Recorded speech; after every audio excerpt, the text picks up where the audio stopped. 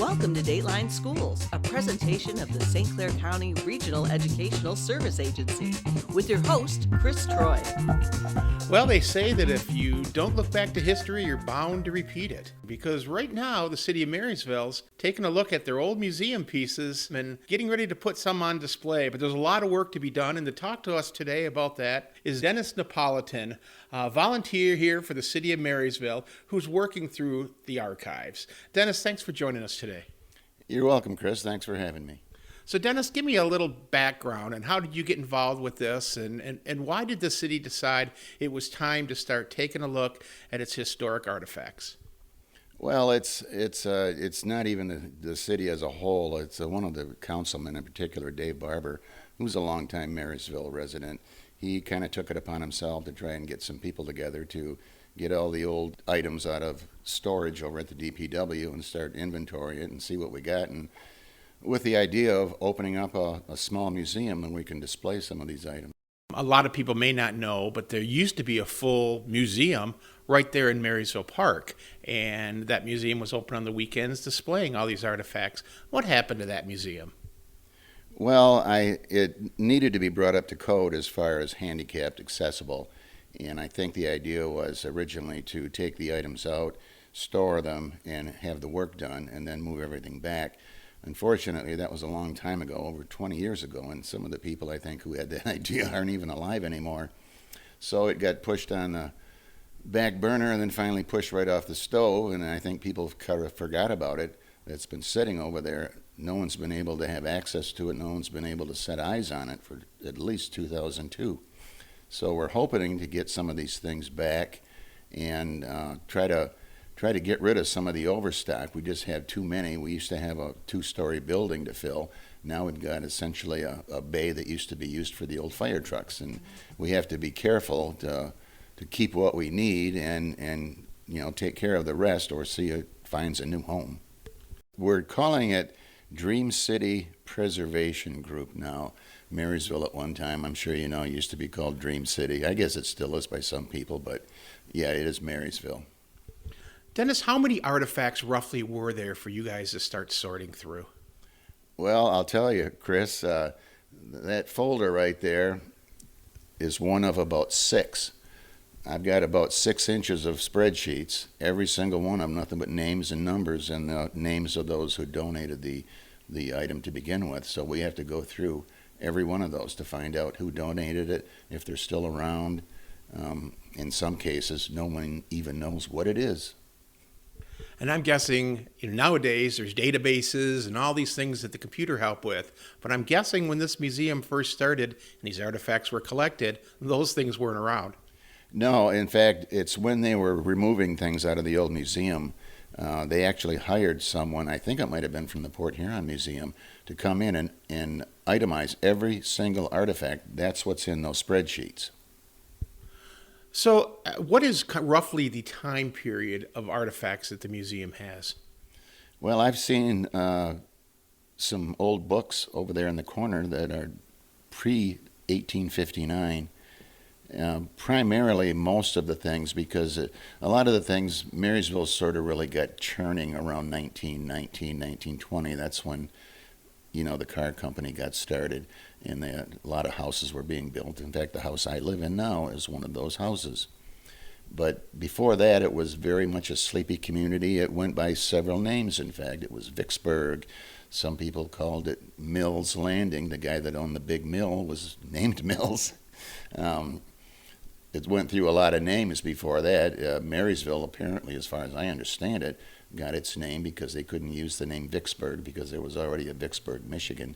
So, some old books over there in the corner that are pre-1859. Primarily most of the things, because a lot of the things, Marysville sort of really got churning around 1919, 1920. That's when, the car company got started, and a lot of houses were being built. In fact, the house I live in now is one of those houses. But before that, it was very much a sleepy community. It went by several names, in fact. It was Vicksburg. Some people called it Mills Landing. The guy that owned the big mill was named Mills. it went through a lot of names before that. Marysville, apparently, as far as I understand it, got its name because they couldn't use the name Vicksburg because there was already a Vicksburg, Michigan. So he changed it to Mary because his wife's name was Mary, Marysville. And I guess he was the one that laid out a lot of the roads, from what I understand, that kind of led right here to where we're at today. And for those, because this is radio, we're here in the community center, which many of you would remember it as the original, well, not original, but the Marysville Fire Department here in the park. The pole is right behind you. The pole's gone, but the railing's still there. I'm pretty disappointed about that, too. So let me find out now about, as you're going through these artifacts, are you sorting them by date as best as you can, or are you just kind of looking at what the items are? How are you sorting these? We're trying to have a system. These bins you see behind me, a lot of them, the headings above Marysville businesses, Marysville city government, Marysville schools, certain time periods. We're trying to keep things more or less together, but it's a long process. We're getting there, but we still have a ways to go. And Dennis, how many volunteers are there here working with you? We have about 6, I'd say, regulars that make all the meetings and do the work. Occasionally, some new ones will drop in here and there, which are always appreciated. But it's pretty much been a pretty loyal and small core group. Dennis, has there been any surprises that you've come across, an artifact, a photograph, where you're like, wow, I didn't know that? Oh, all the time. One example, there was a cemetery not far from here off of Gratiot. The place used to be called Little Ireland because that's where the Irish immigrated to when they worked in the sawmills. And the priest that started that little church there, which the cemetery later became, was Father Lawrence Kilroy, who was the same priest that started St. Stephen's that I attended when I was a boy, and I remember seeing his picture all the time. A pretty stern-looking fellow, but he started many churches in the Thumb area. I didn't realize how many, just this one guy. And he used to live in Marysville for a couple of years, and those are the kind of things. I mean, this guy he was sort of a superstar back in around 1850, 1840s when Catholics started living in this area, and they needed someplace to go to church fairly close by. It's extremely interesting, I find. Dennis, recently you started sharing some of the photographs, scans of the photographs, on the Marysville Facebook page, and it's really seemed to stir a lot of interest again in what you guys are doing, don't you think? Oh, yes, no question about it. People, for whatever reason, seem to be very interested in things of that nature. I just felt, since they've been hidden for 20 years, people deserve to see them. These belong to everybody, and they deserve to see them and use them and get out what they can. This is everybody's, not just ours. Growing up here in Marysville, one of the things that, and as an old house lover, one of the things I always kind of made comment to is like, I wish, other than the Nelson Mills house and a few other on the river, I wish they were the big, beautiful Victorian homes that you would see along Marine City or St. Clair, but there just aren't. Well, your photos showed me that I was wrong, Dennis, that there were a few that were still there that were tore down when the auto plant was built. Yeah, I have a few of those photos that I had. I have that says this house looks familiar, and sure enough, it's still there, and it looks essentially the same too, sort of like the house I live in. It's 100-some years old, but mine is one of the few that hasn't been changed in some way. So, Dennis, tell me about some of the artifacts that you have found here while going through this collection. Well, one of the interesting ones, it's sitting right over there on the counter. I came across a couple of boxes of old civil defense Geiger counters that looked to be unused, thankfully. And there's a whole drum full of civil defense hats, the old World War I doughboy-type hats. And actually, I think we're going to be selling some of those. I don't think they work anymore. I actually tried to get the Geiger counter to work, but they only have a certain shelf life. But things like that used to belong to the city, I guess, in the hope of atomic attack or something, that thankfully it was never used. But things like that, we have an old Stars and Bars flag right over there. I'm wondering where did that thing come from. There's some things that, history is history. You can't whitewash it. You can't change it. It is what it is. And that's, sometimes you find things that you kind of makes you taken aback a little bit, but you can't change it. I mean, that's what it is. But there's a lot of interesting. There's a giant saw blade, kind of like the things you used to see in the cartoons. That used to be in one of the mills, things like that. I mean, this whole room is literally filled with different things, all interesting.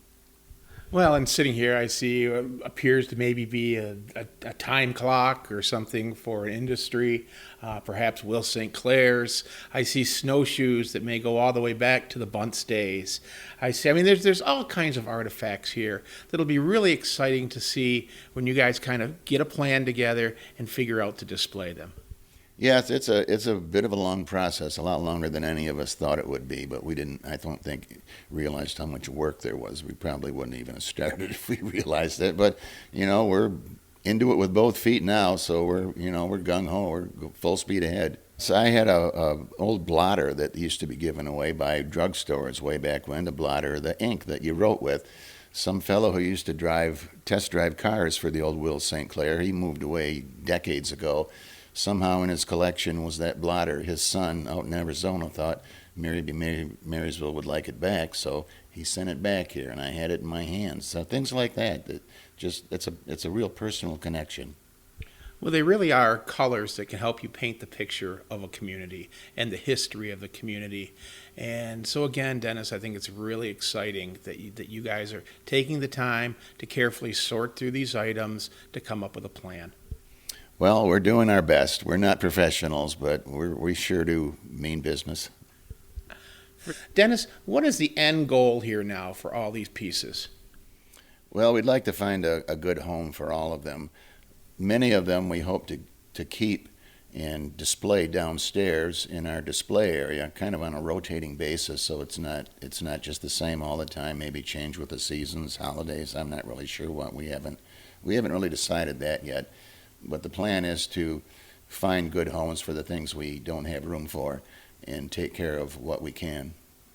Now, how do you plan on doing that? I heard something about a sale possibly or something. Tell us about that. Yeah, during Marysville Days, which is, I think, 15th, 16th, and 17th of June, we're going to open up that big bay downstairs and display a lot of the items downstairs that we need to get rid of for space reasons alone.